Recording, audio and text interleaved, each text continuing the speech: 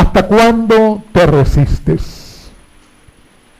Salmos capítulo 8, versículo 4. Digo, ¿qué es el hombre para que tengas de él memoria? Y el hijo del hombre para que lo visites. El salmista habla desde un corazón rendido a Dios, porque realmente el hombre es nada sin Dios, y lo que es en Dios es por su gracia. Por cuenta nuestra, nada de nada. Entonces, ¿qué pudiéramos nosotros pensar que podamos hacer sin Él? Nada. Aunque pareciera que mucho. ¿Qué nos creemos nosotros a veces? ¿Hasta cuándo tanta resistencia del hombre a Dios? Preguntas válidas. Y más cuando es una batalla congregarse. Nos resistimos, unos más que otros, ¿sí? Hay quien se resiste más. Todos los días pasamos por situaciones. Si yo le contara, diría la persona que está a su lado, pero ni lo voltees a mirar. Porque cada uno tiene situaciones más difíciles quizás que el otro. Pero nos cuesta aprender, porque a veces no queremos aprender. Olvidamos muy rápido. Estamos en un berenjenal, en un atolladero. Salimos de eso, gloria a Dios, y nos olvidamos muy rápido. Los dos versículos siguientes en el Salmo 8, versículos 4 y 5, dice el salmista: lo has hecho un poco menor que los ángeles, lo coronaste de gloria y de honra, lo hiciste superior sobre las obras de tus manos.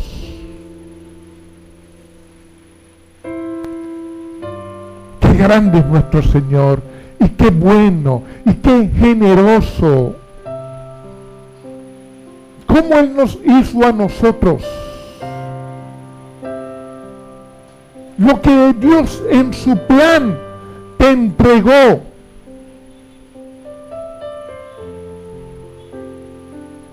Nos dio todo, aunque nosotros no nos lo merecemos. Aún el Padre dio a su Hijo para salvación, o sea, para salvarte, no para condenarte. Porque hay quien cree que el Evangelio es condenación. No, el Evangelio es salvación. Como lo dice Juan 3:17, porque no envió Dios a su Hijo al mundo para condenar al mundo, sino para que el mundo sea salvo por Él.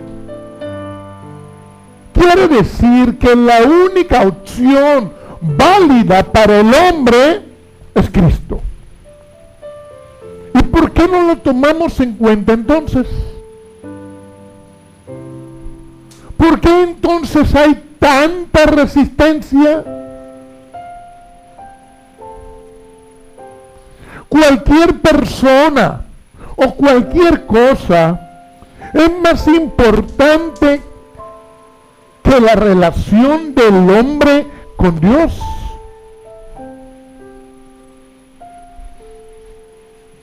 Fuimos creados para adorar. Y la persona escoge a quién adora. O a Dios o a Satanás. Y no hay punto medio, preguntaría a alguien. Bueno, pareciera que hay un punto medio. El que está en el medio, lamentablemente, no adora a Dios. Porque Dios no acepta ese término medio. Así tibio, que ni frío ni caliente, Dios no lo acepta. ¿Y por qué no lo acepta? Bueno, un asunto de Dios. Yo no puedo contradecir lo que está en la palabra. Ahora, ¿cómo es esto? Fuimos creados para adorar, más te vale que sea Dios, que glorifiques a Dios, que todo lo que hagas, lo hagas pensando siempre que es para nuestro Dios primeramente. Cuando cantas, cuando predicas, cuando trabajas, cuando caminas. Aprendemos siempre de Jesucristo. Para eso los evangelios, hay 4. A falta de uno en una persona, hay 4. Ahí está el evangelio de Jesucristo. De ahí aprendemos. Vida cristiana, no existe otra forma de llegar al Padre. Su guianza, el Espíritu Santo, buscarle permanentemente, conocerle. Así tú hayas leído la Biblia muchas veces, nunca pares de conocerle.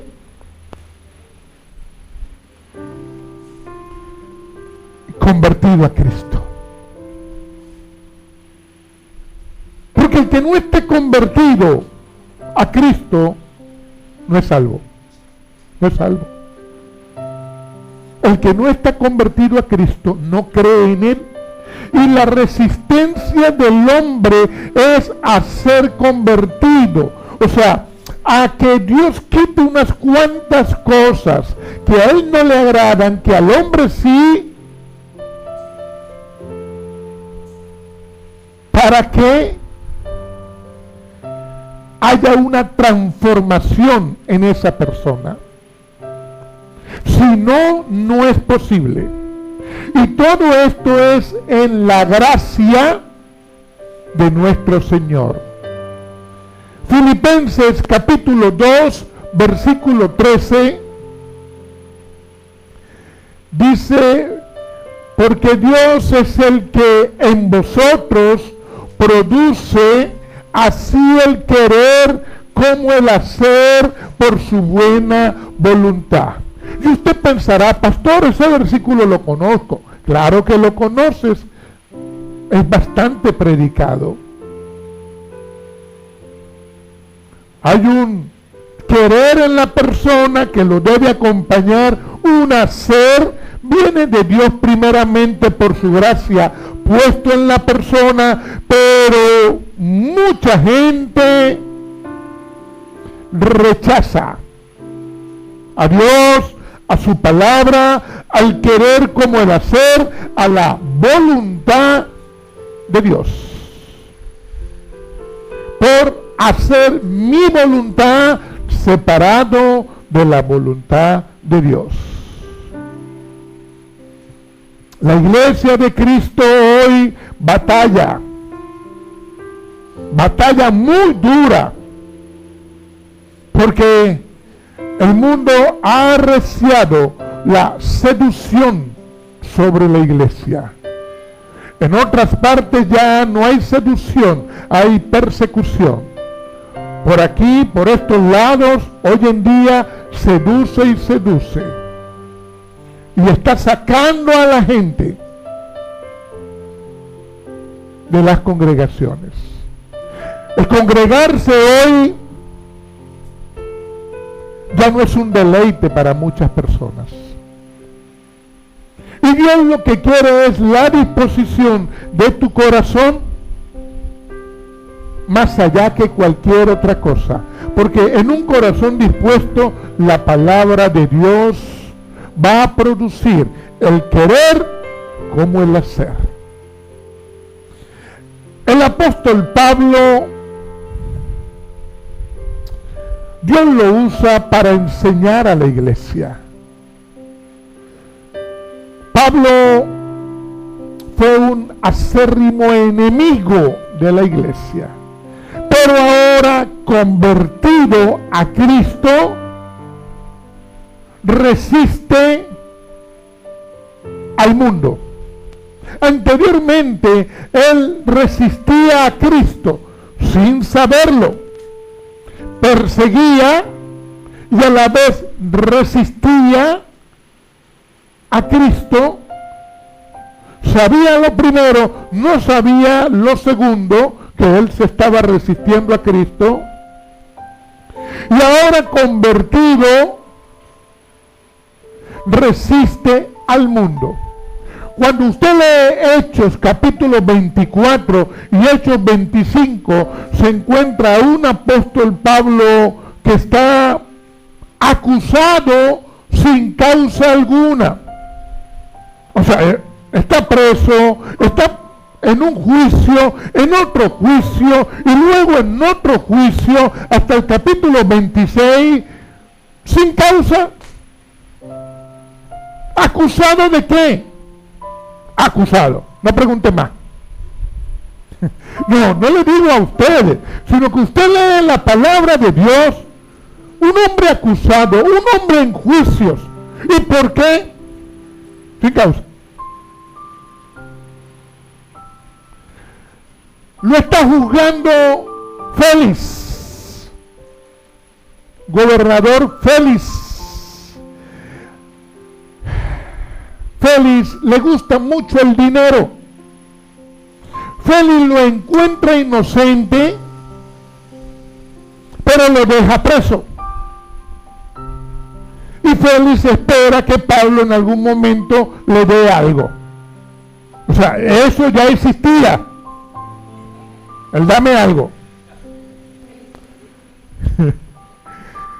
Sin embargo, Félix sabe que es inocente.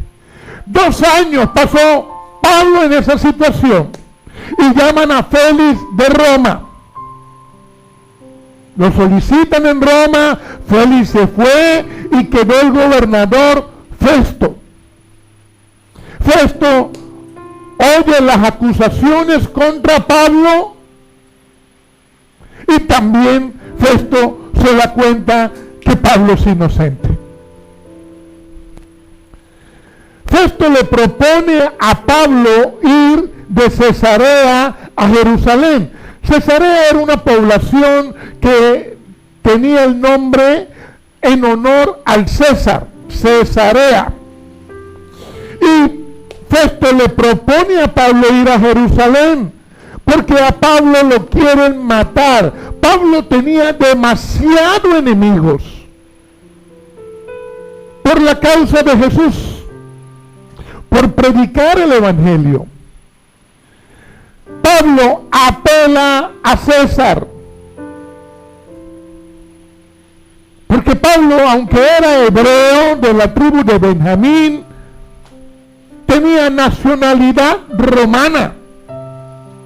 Y él apela a César. Y en ese tiempo llega a Agripa y Berenice, reyes, o el rey Agripa. Y la cultura en aquel tiempo, cultura greco-romana.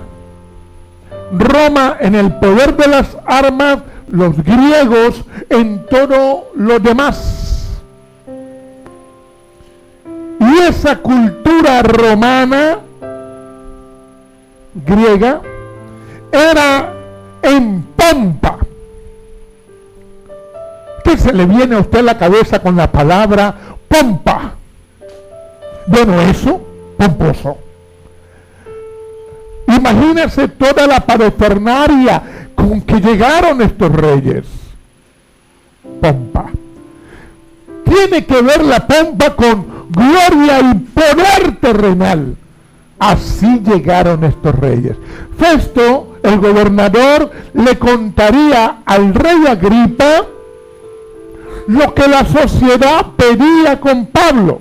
La sociedad, impulsada por los fariseos, pedían que mataran a Pablo. Pero no había causa alguna para mantenerlo preso, menos para matarle. Festo había decidido enviarlo a Roma. Lo había encontrado inocente, pero no lo liberó. Para congraciarse con la gente del pueblo, con los fariseos, lo dejó preso. Y también para poder escribir algo cuando enviara a Pablo a Roma. Porque imagínate que le llega a Pablo y le diga, mira, te lo mando para allá, emperador, él es inocente, pero te lo mando para allá. No, había que escribir como un expediente. Y Festo lo deja preso. Llega a Agripa, van 2 juicios. Ahora Pablo prepara su tercera defensa ante Agripa. ¿Quién era el rey Agripa?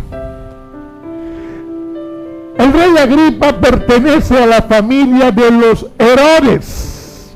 Herodes, cuando decimos Herodes suena como feo, como a ogros, más o menos. El primer Herodes el Grande, el que mandó a matar los niños. ¿Te acuerdas? Cuando Jesús estaba chiquitico, Herodes el Grande. Luego de Herodes el Grande vino Herodes Antipas. Herodes Antipas fue el que mató a Juan el Bautista y el que tuvo a Jesús al frente antes de Jesús ir a la cruz. Luego vino Herodes Agripa I, que fue el que mató a Jacobo, el hermano de Juan, el hijo de Zebedeo. Y ahora Herodes Agripa II, rey a los 17 años, bisnieto de Herodes el Grande. Es este del que estamos hablando. Era malo, recontra malo era ese Herodes. Todos esos Herodes. Terribles, feos. Su hermana Berenice, a los 11 años se había casado. A los 13 había dejado al marido y se había ido con su tío como esposo. A los 15 con su hermano Agripa. Perversa esta Berenice. Maluca.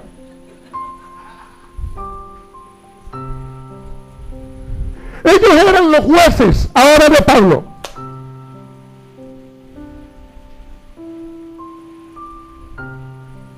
Moralmente corruptos. Pobre Pablo. ¿Qué se espera de semejantes inmorales?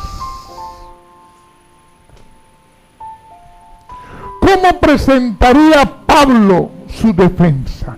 ¿Cómo presentó esa defensa Pablo ante semejantes personas?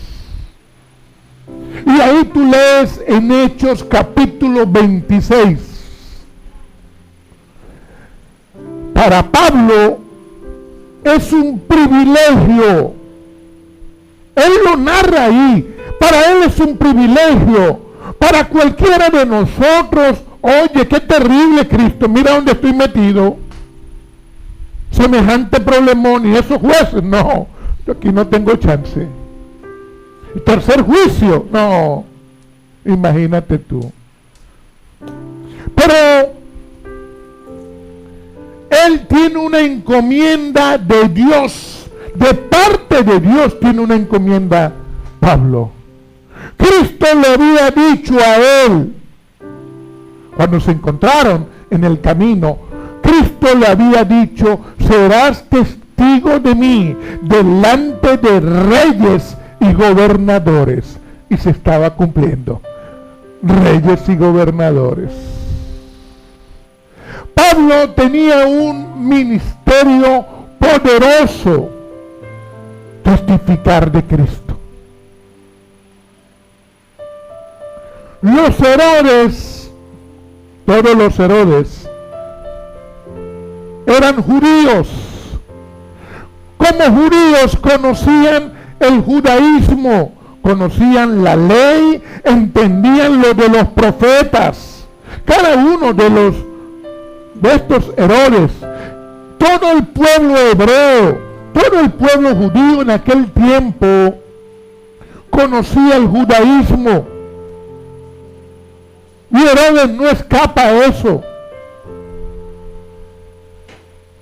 Él también conocía lo del judaísmo. Y Pablo, en esta situación, con estos jueces,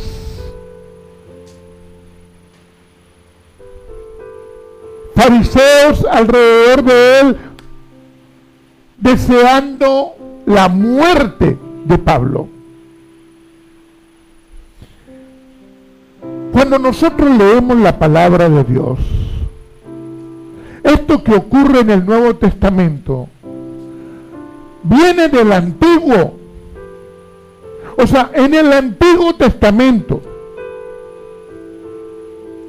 ya estaba escrito lo que Pablo está defendiendo. O sea, lo que Pablo habla, el Evangelio, se trata de Jesucristo. Cuando tú lees Isaías 52, Isaías 53, ahí está la vida de Jesús. ¿Cómo sería Jesús? No lo nombra como Jesús, pero a él se refiere. O sea, las promesas por las que está Pablo preso, de alguna forma, de ahí viene, del Antiguo Testamento. O sea, no solo Herodes, todos los judíos, todos los fariseos debieran saber lo que Pablo está predicando, lo que él está enseñando, lo que él está usando en su defensa. Es una defensa a las promesas que están escritas en el Antiguo Testamento. Y ellos deberían conocerlo. Los fariseos vienen de ahí. O los fariseos surgieron al final del Antiguo Testamento. Buenas intenciones tenían estos fariseos en un principio, pero las buenas intenciones no alcanzan. Aunque conocían, ellos no practicaban lo que conocían. Ellos no tenían la misericordia que Dios pone en la persona, la gracia que Dios pone en la persona. Ellos no la daban en la práctica de la palabra que conocían. Así eran estos fariseos. O sea, Pablo está enfrentando no solamente a la autoridad política, sino hay una autoridad religiosa. Sí, ellos tenían una línea religiosa, no una vida de creyentes. Y ahí Pablo está presentando su defensa. O sea, Pablo les habla de su pasado. ¿De dónde viene el testimonio de él? Él era fariseo. Él fue perseguidor de cristianos. O sea, contrasta con la vida de él cuando está en ese juicio lo que él era. Él estaba antes del lado de todos los fariseos. Ahora está en la otra parte y está explicándolo.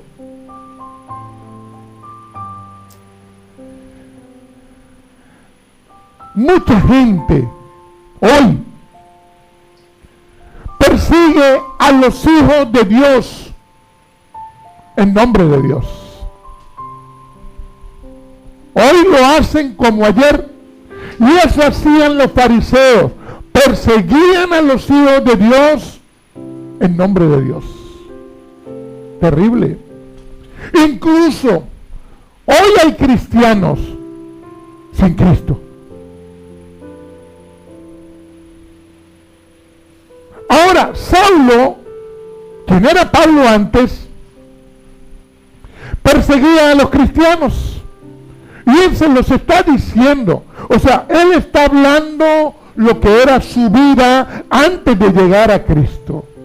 Hermanos, si no hay algo más esclavizante para el hombre que conocer la palabra y no vivirla. Terrible. Ahora eso ocurrió ayer, ocurre hoy. Eso se llama religiosidad. Y lamentablemente, muchas personas hoy en día conocen la palabra y no la viven. Y pudieran decir que son cristianos. No lo son. Pablo, fariseo, cuando era fariseo, pensaba males, él lo dice, males contra Cristo Jesús.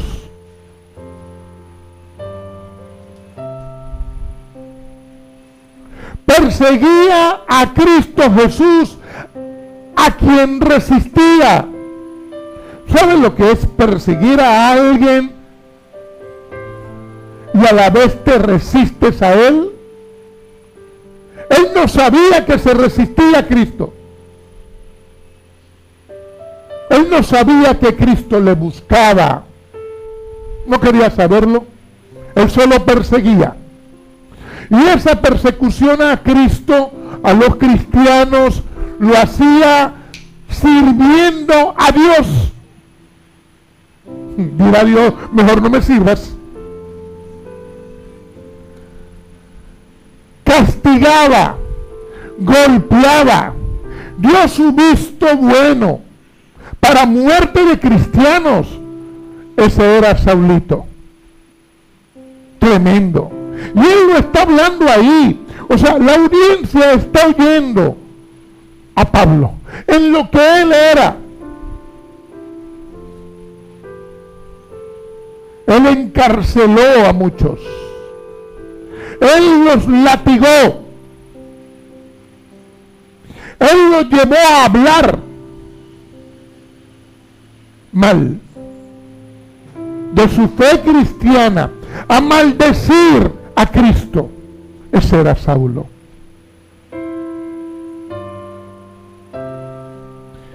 Él odiaba a los hijos de Dios pensando que servía a Dios. Y lo hizo en Jerusalén, y lo hizo en el extranjero. Él está narrando lo que él era.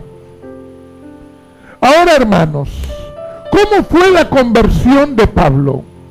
¿Cómo ocurrió? Porque él también lo narra en ese juicio. Y él dice, yo iba por el camino, oí una voz que decía, Saulo, Saulo, ¿por qué me persigues? Y yo le dije, ¿quién eres, Señor? Y él me dijo, yo soy Jesús, a quien tú persigues. Pablo, perseguidor de cristianos, era terrible. Él había visto cosas. Oye, él no se va a intimidar por una voz en un camino. Pero no era cualquier voz. No fue cualquier luz que alumbró en el camino, que lo tumbó del caballo y lo dejó ciego. Él está narrando lo que le ocurrió, pero en esta narración hay nuevos detalles.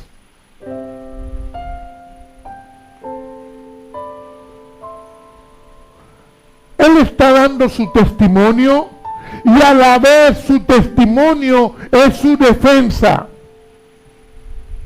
Y él dice ahí cómo Cristo le habló. Le habló en hebreo.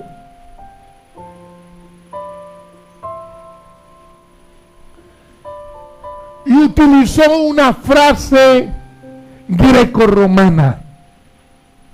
Dura cosa es darte coces contra el aguijón. Mira a Jesús con una frase que usaba la cultura grecorromana. No está hablando a Pablo.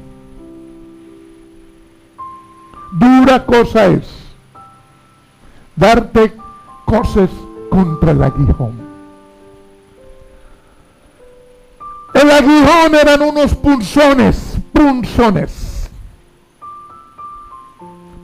pues, puyúos. Los bueyes de carga, estos animalitos de carga, rebeldes, se resistían.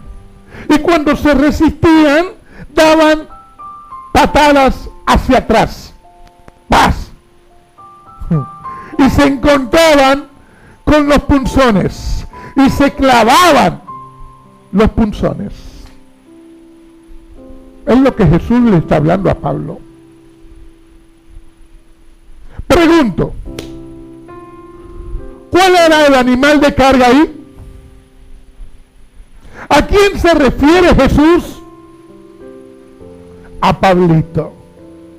¿Y el aguijón? Cristo. ¿Está entendiendo esto? Es como que Cristo le está diciendo, mira Pablo, yo tengo tiempo detrás de ti. Estoy tratando de hablarte, de decirte que te detengas, que prestes atención. Pero tú resistiéndote. Dios había comenzado una obra en Pablo.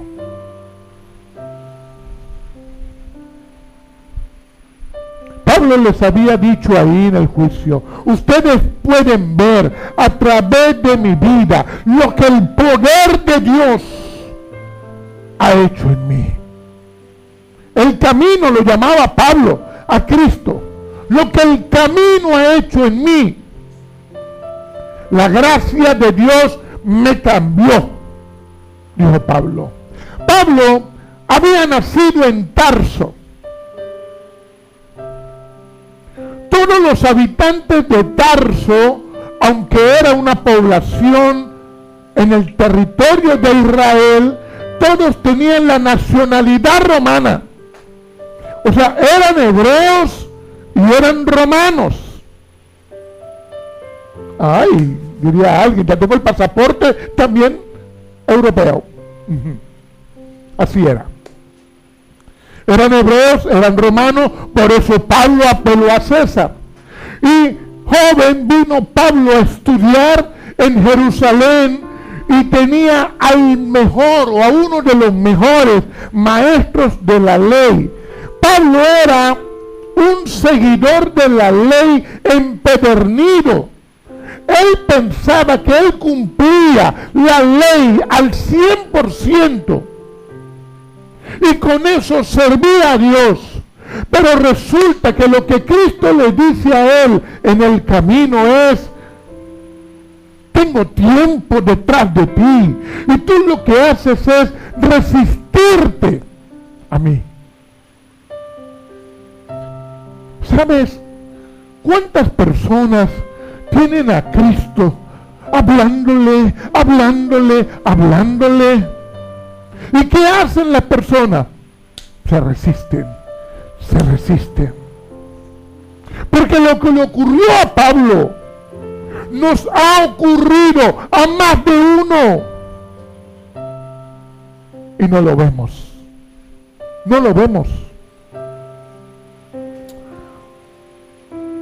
En el capítulo 7 del libro de Hechos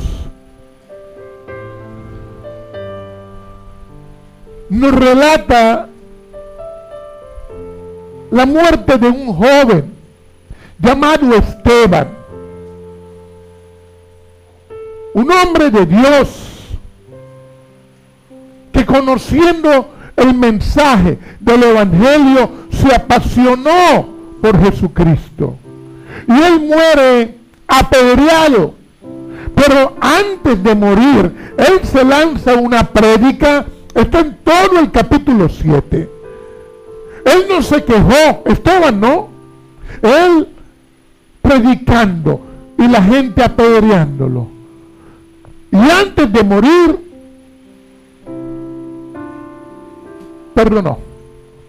Y le pidió a Dios: perdónalo, Señor. Y a un ladito, sosteniendo las ropas, hay otro joven, con unos añitos más que Esteban, Saulo. Terrible, mirando la muerte de Esteban. Y el versículo 1 del capítulo 8, después que muere Esteban, dice: y Saulo consentía en su muerte. ¡Ay, qué muérgano ese Saulo! Consentía, o sea, él disfrutó la muerte de Esteban. Él lo narra ahí, en la defensa, en ese tribunal, la defensa de su juicio. Y Saulo consentía en su muerte. En aquel día hubo una gran persecución sobre la iglesia que está en Jerusalén. Y todos fueron esparcidos por la tierra de Judea y Samaria, salvo los apóstoles, dice el versículo 1. O sea que Pablo, fue testigo de la muerte de Esteban. Y a partir de ahí se desató una persecución terrible. La encabezaba Saulo. Dice que él asolaba las casas. Él vaciaba las casas de cristianos para meterles preso, para golpearles. Vaya que Pablo fue transformado. Cuando Pablo se encuentra con Cristo, en ese momento Pablo entiende que no solamente perseguía a unas personas, sino que perseguía a Cristo. Pero que no solamente perseguía a Cristo, que lo resistía. Y que todo lo hacía en nombre de Dios.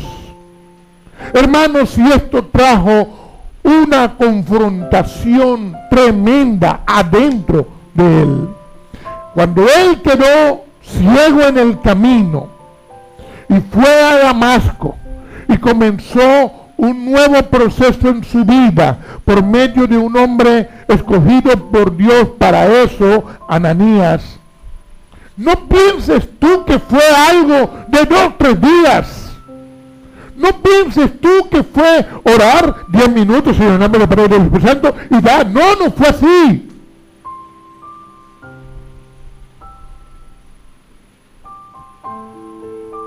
Fue voltearle la vida a Pablo. Pastor, que no cabeza para abajo Pablo. No, cabeza para abajo andaba antes. Ahora el Señor lo alineó. Y Pablo luego fue designado por Cristo. Porque quien nos llama, quien nos entrega a nosotros una asignación es Él, no el hombre. Por la palabra. Dios te muestra, Dios te llama. Y mira lo que le dice en el versículo 16 del capítulo 26, Hechos 26, 16. Le dice, levántate y ponte sobre tus pies, porque para esto me he aparecido a ti, para ponerte por ministro y testigo de las cosas que has visto y de aquellas que me apareceré a ti.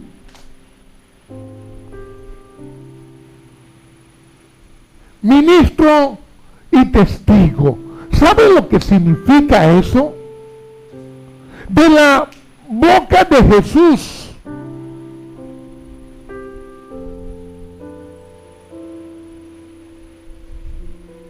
Un ministro es alguien que imparte la palabra, que proclama a Jesucristo, la obra de Él en la cruz, que llama a la gente al arrepentimiento.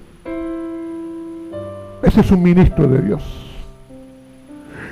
Y testigo. Un testigo es alguien que testifica.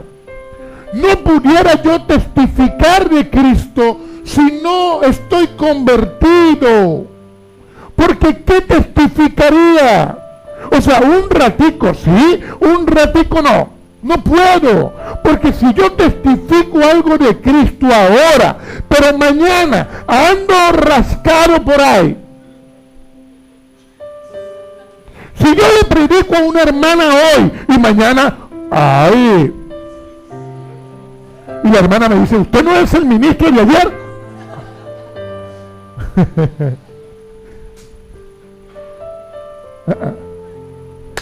Cristo lo designa ministro y testigo. O sea, alguien que proclama el mensaje del evangelio y que testifica del que fue a la cruz, de quien transformó su vida. Dios nos muestra ahí cómo el poder de Él puede convertir a un perseguidor de Él, de Cristo. ¿Cómo lo puede convertir en un predicador, en un evangelista, en un pastor, en un apóstol? Mira, hermanos, mucha gente usa hoy 500 estrategias. No, lo que transforma a una persona es la palabra de nuestro Señor al corazón de la persona. Y alguien diría, sí, estoy esperando que Cristo me hable. Cristo te habla hoy por la palabra escrita. Cuando tú dispones tu corazón, Él te llama.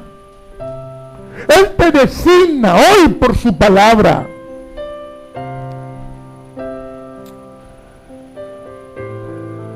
Y Dios le había prometido a Pablo que lo liberaría de la persecución del pueblo judío gentil. Y está en medio de un juicio. Y alrededor de ese tribunal los fariseos queriendo matarle. Y lo que Dios le había prometido a Pablo no era inmunidad contra el sufrimiento. Porque hay quien cree que cuando llega a Cristo tengo una inmunidad. No es así. En Pablo había una misión.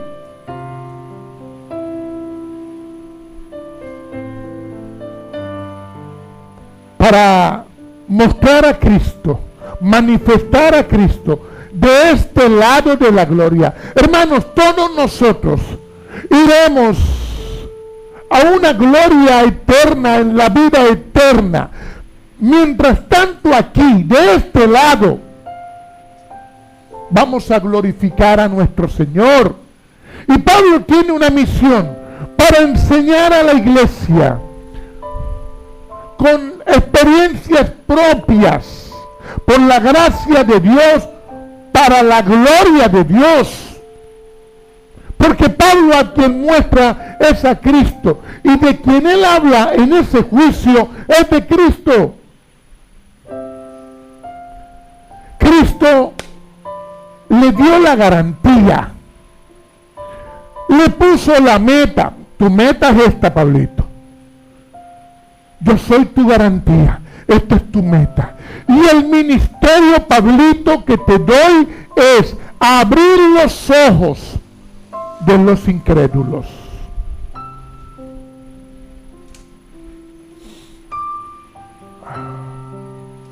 Abrirle los ojos, sacarlos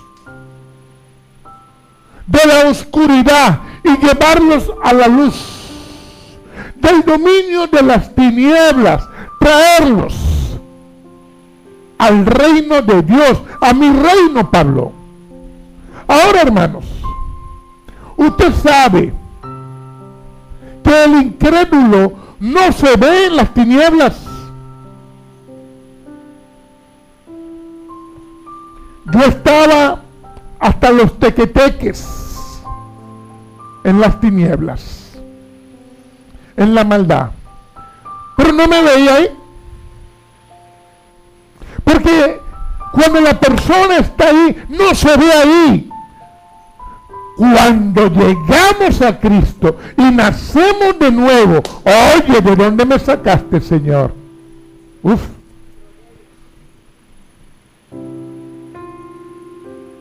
Nos olemos. Ay, gracias a Dios.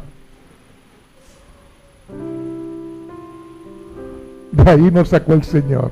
Y el ministerio que el Señor coloca en Pablo es ver por los incrédulos, judíos y gentiles.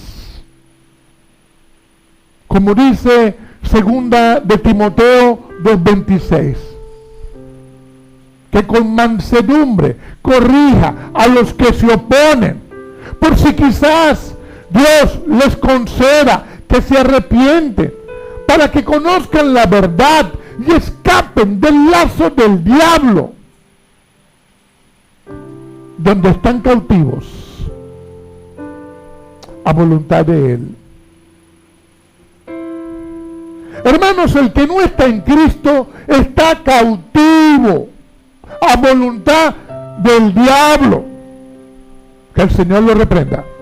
Pero así es lo que la palabra de Dios nos enseña. Vaya y dígale a alguien, usted está cautivo. Ay, ¿para qué se lo dijo así, pastor? Porque así está escrito, hermanos. Las personas no se ven ahí. Y Pablo les está predicando. Mucha gente hoy oye el evangelio, no lo entiende. Escuchan la promesa de vida eterna, no les interesa, hermanos. Usted sabe que es así. ¿Y cuál es la razón? No ven, no pueden ver. ceguera espiritual. No es que no pueden ver físicamente, no. Espiritualmente están cegados. No ven la gravedad. No ven las consecuencias. Dios los está llamando y no lo pueden ver. Hermanos, aún aquí hay gente sentada que Dios los está llamando. No lo ven. Y es grave. Y tiene consecuencias terribles. Y el orgullo crece. El orgullo pone a la persona rebelde, resistente. Ya no tengo tiempo, pastor. La excusa es esa. Pero adentro hay algo que va creciendo que se llama orgullo. Y en el tiempo dirá, yo oro en la casa. Pues más te vale que ores en tu casa. Porque si ni en tu casa oras.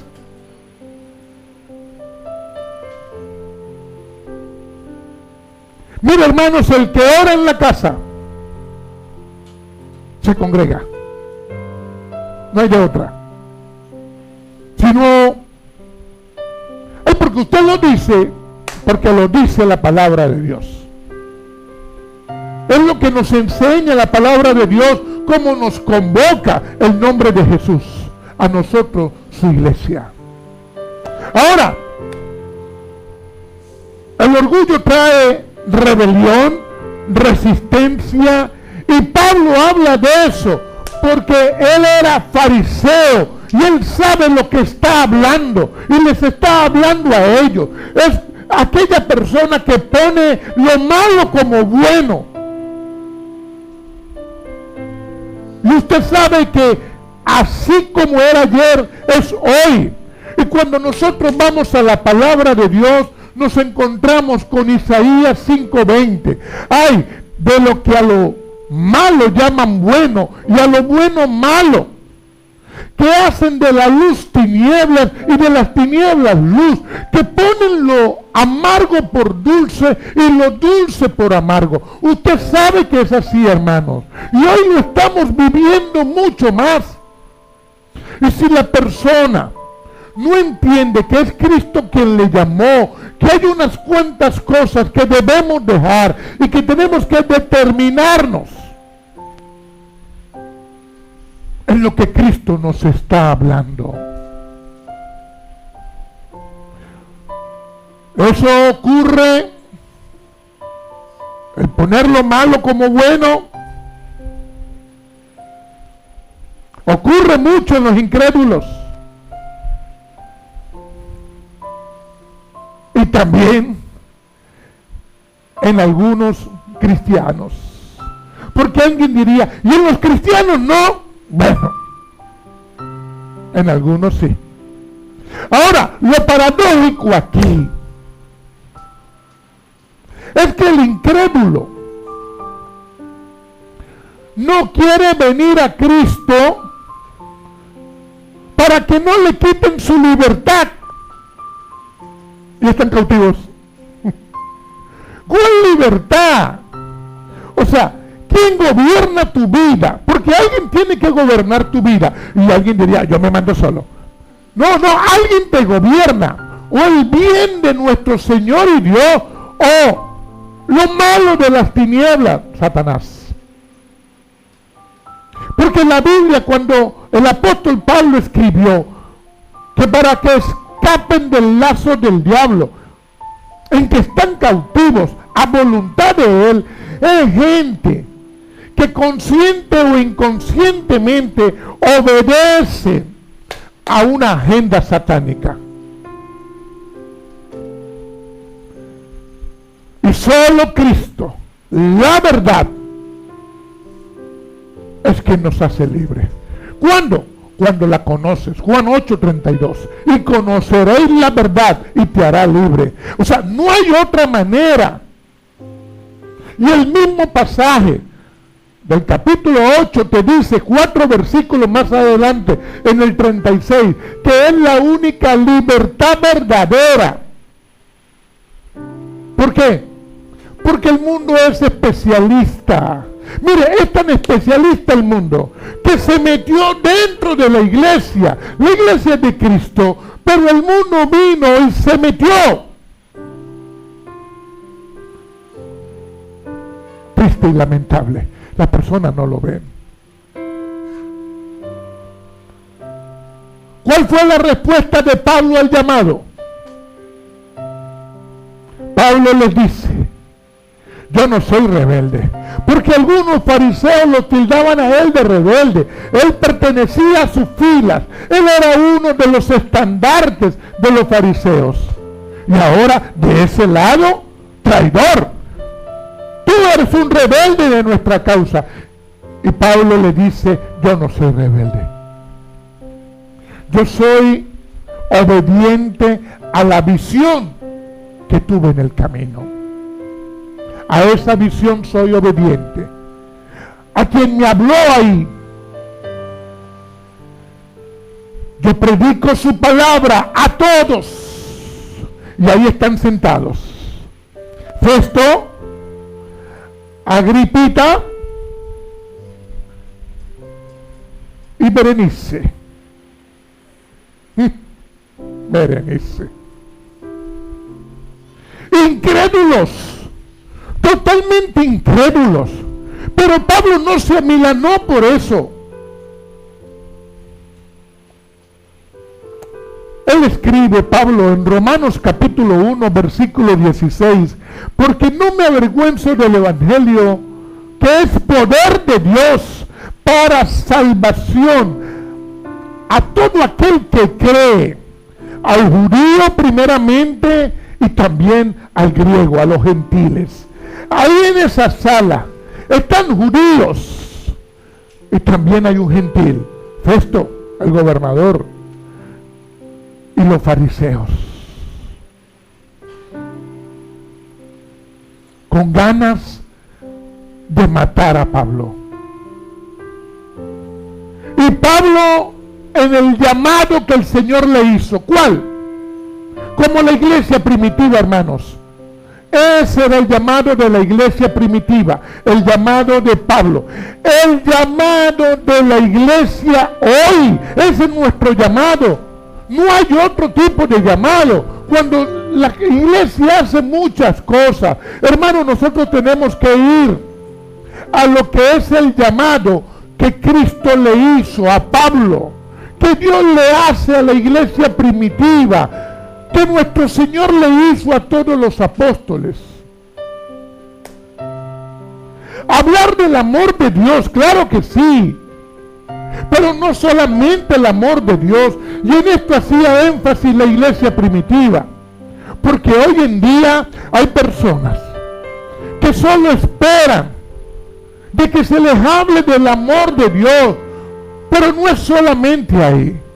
Y Pablo les hacía hincapié en el arrepentimiento, hermanos, porque sí, el amor de Dios, su esencia, pero hay un llamado al arrepentimiento en todos. Se confunde mucho la confesión con el arrepentimiento.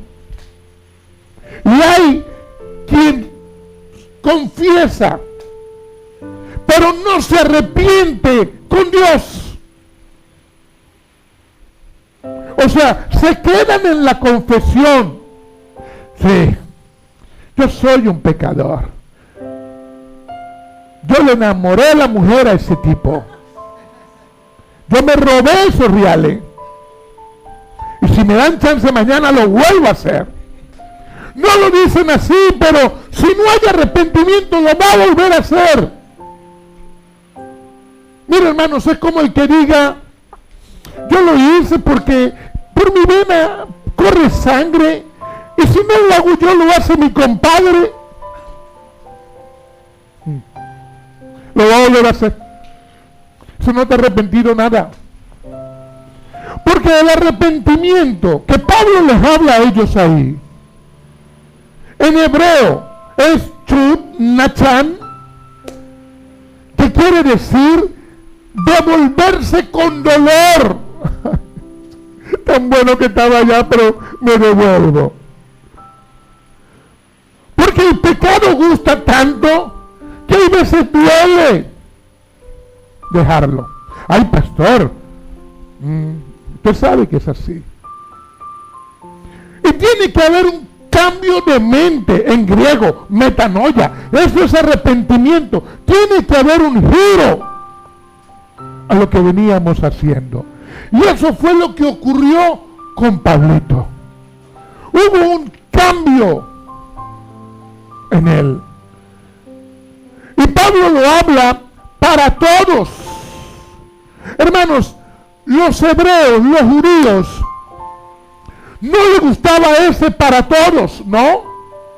El judío se creía, por estar circuncidado, salvo. Y eran ellos, qué griegos ni qué nada, ni qué 8 cuartos, dirían algunos. Eran ellos no aceptaban ninguno otro, ninguna otra nacionalidad. Y Pablo les habla de lo que es el evangelio, de lo que es la gracia del Señor. Recuerden, Pablo habla de su testimonio, pero es su defensa, la defensa en un juicio donde él es acusado. ¿Sabe cuál era la causa? Que podemos ver luego. La causa era que él creía en las promesas que están escritas en el Antiguo Testamento. Ellos tenían acceso a esas promesas, a lo que los profetas escribieron. Pero conocían, no la vivían, la palabra. Ahora, lo que es la respuesta o lo que es la resistencia, cómo el hombre responde cuando tiene resistencia a Dios. Mira, hermanos, siempre que el hombre oye la palabra de Dios, mayormente, o sea, la mayoría de las veces, el hombre que oye la palabra de Dios tiene una reacción, va a reaccionar de alguna forma a esa palabra de Dios. Y Dios los ve. No crean las personas que Dios no está viendo. ¿Cuál es la reacción que tiene el hombre cuando oye su palabra? Y ahí está Festo. ¿Y sabe qué dice Festo? Festo le dice: Pablo, tú estás loco. Tu mucho saber te tiene loco, chamo.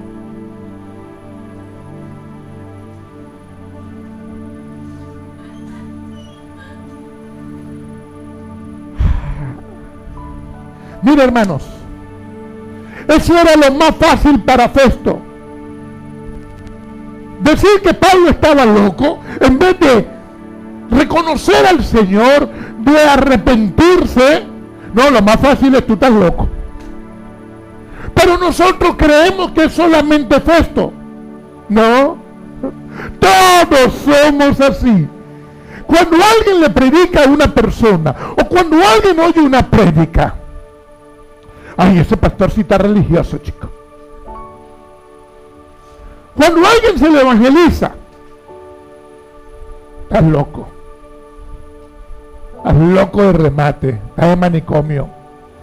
¿Tú te imaginas que me inviten a un programa de televisión y yo empiece a hablar de Cristo? Estás loco. Saquen ese loco. Juega la U y Alianza y yo agarro un megáfono y empiezo: Cristo fue a la cruz por todos ustedes. No he terminado de decir la última palabra de 4 o 5. Sáquenlo, amárrenlo, encadénanlo, métanle cadena perpetua. Porque así es la sociedad. ¿Y sabe por qué, hermano? Porque hay ceguera espiritual. Y yo quiero que usted se imagine esto. una conversación quizás que pudo tener Festo con Pablo, o que pudiera tenerla a alguien con usted, o usted con alguien que le predique. Imagínate el escenario. Usted le predica a alguien que es incrédulo. Imagínese que es Festo y usted es Pablo. Y usted le está predicando y le interrumpe a la persona y le dice: o sea que a quien tú sigues es a Dios, que tiene tres partes o tres personas. Tiene un hijo, tiene un espíritu, vino, se encarnó, humano, es rey,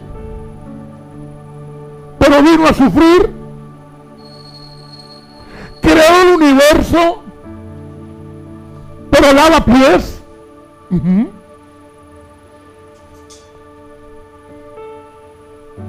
Se colgó en una cruz,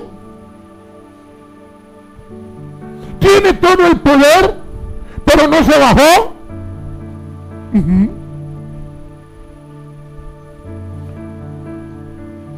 Ensangrentado y todo, me salva.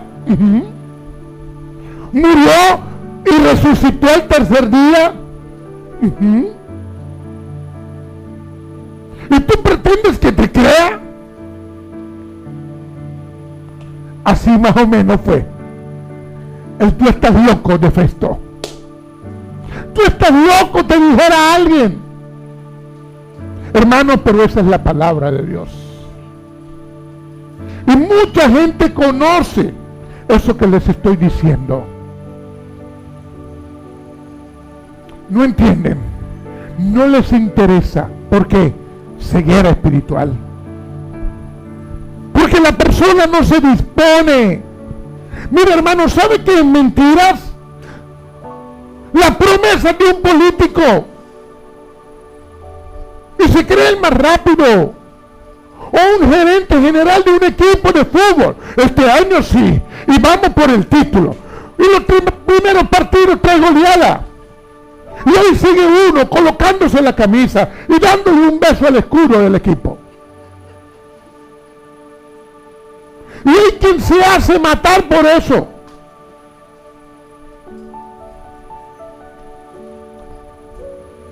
Y porque dio su vida en la cruz, nos resistimos. ¿Hasta cuándo? Primera de Corintios 1:18 dice: porque la palabra de la cruz es locura para los que se pierden, pero para los que se salvan, esto es a nosotros, escribe Pablo, es poder de Dios. Ahora, hermano, yo quiero que usted se ubique. ¿En cuál de los dos estás tú? ¿En cuál de los dos lados? ¿En el que creen que estamos locos o en los que estamos locos por Cristo? ¿En cuál de los dos te ubicas? Terrible, terrible estar del otro lado, hermanos. Y Pablo le pregunta ahora a Agripa. Ya a Festo lo perdió.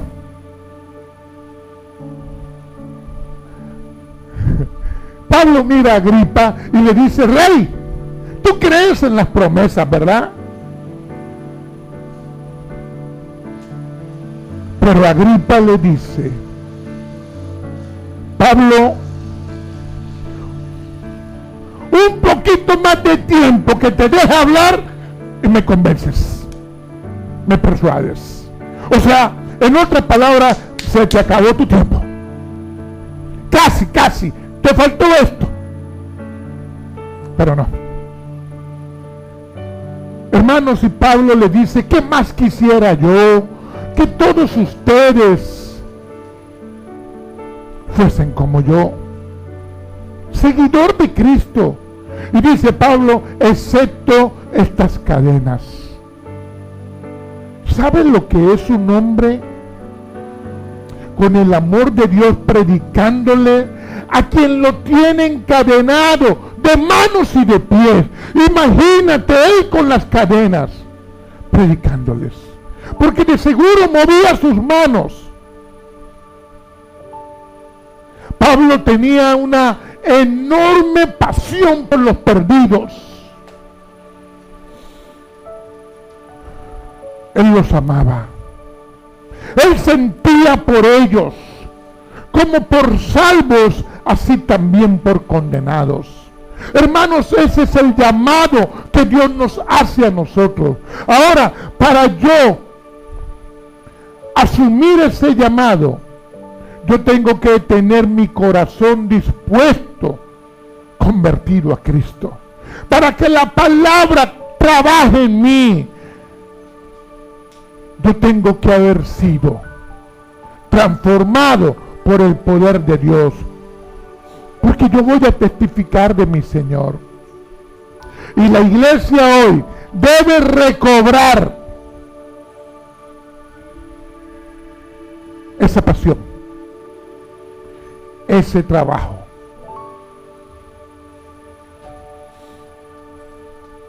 Proclamar, testificar. Y tenemos que hacerlos, hermanos. No pienses tú que al cielo llegamos simpatizando. Yo soy simpatizante de Cristo. ¿Dónde está la fila de los simpatizantes? No hay. No hay.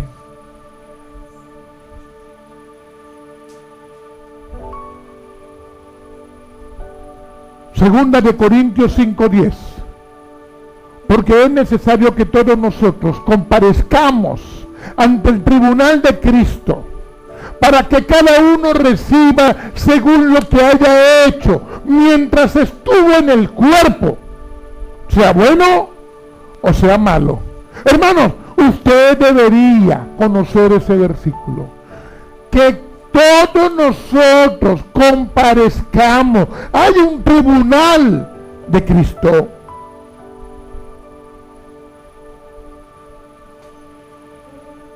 Y todos vamos a pasar por ahí, todos. Ay, pastor, yo no sé leer, igual vas a pasar. Yo soy mudo, igual. Yo soy medio loco, más rápido.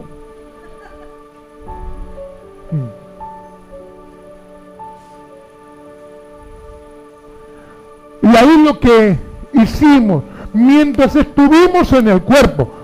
¿Cuándo? En la tierra. Ay, yo tenía una reuma, no me... Bueno, igualito. Igual. Mientras estuviste en el cuerpo. Ay, aquel día que andaba... Sí, Señor, de todo. Vamos a comparecer. Así que vamos a alinearnos. Lo que hicimos quedó atrás. Eso sí. Alineémonos con nuestro Señor. Los ángeles celebran cuando alguien llega a Cristo. Resulta que gran parte de la iglesia hoy, por cualquier cosa, me voy.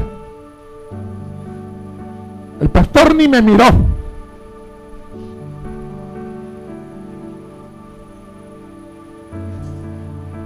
Me reclamaron feo. Por cualquier cosa, las personas hoy dejan la vida de iglesia. A los días se apartan de Cristo. O sea, pastor, que la garantía es la iglesia. Hermano, usted es iglesia donde esté. Pero si el poder de Dios no trabaja en usted, no porque no pueda, sino porque usted no deja para ser convocado a la vida de iglesia, las tinieblas lo sacan.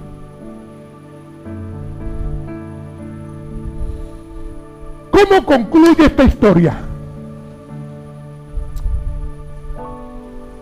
Ellos dijeron: Nada hemos encontrado en este hombre. No ha hecho nada este hombre.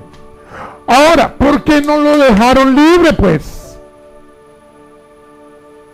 Félix, Festo y Agripa, al igual como le había ocurrido a Jesús, 3 juicios.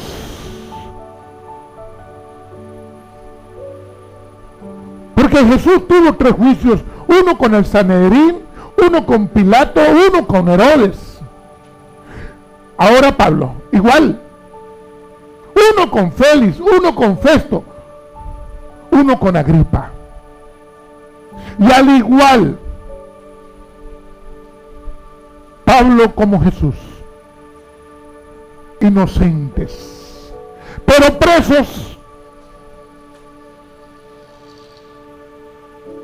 Había una causa en la vida de Jesús, y esa causa la tomó Pablo. Y hay un plan de Dios en Jesús, como había un plan de Dios en Pablo. Pablo testificaría hasta el final de sus días. Él no se intimidó, firme como Jesús. Así fue Pablo. Y nosotros hoy, hermanos, cualquier cosa nos asusta, cualquier cosa nos saca. Dios cuenta contigo. Te la pongo facilita. Dios cuenta contigo como la iglesia en esta casa en Lima. Tú puedes decirle al Señor: Señor, si no asistiera nadie, yo asistiré. Si hay un discipulado, ahí estaré. O buscamos una y otra. Ay, ¿qué busco hoy? ¿Qué hago hoy? ¿Qué digo? Esto es muy personal entre cada uno y Dios.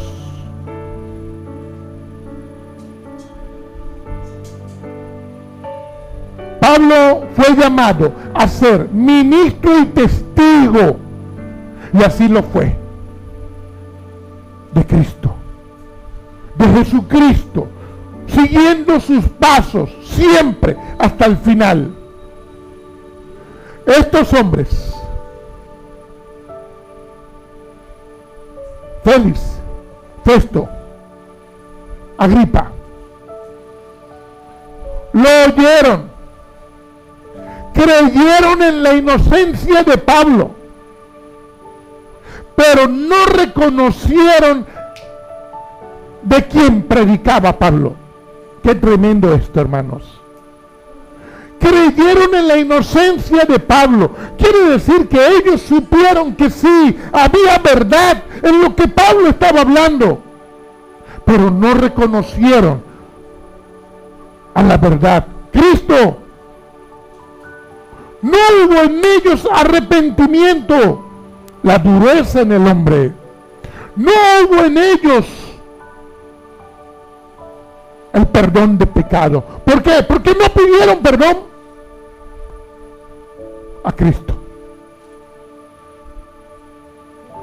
Pregunto, ¿dónde pudiesen ellos estar? Repregunto, ¿dónde están hoy? ¿Dónde piensas tú que estás? Que está Félix, Festo, Agripa, los Herodes. Pastor, tienen 2000 años llevando candela. Y lo que falta, porque hasta la eternidad. Pero tuvieron de alguna forma el mensaje, la verdad, al frente de ellos.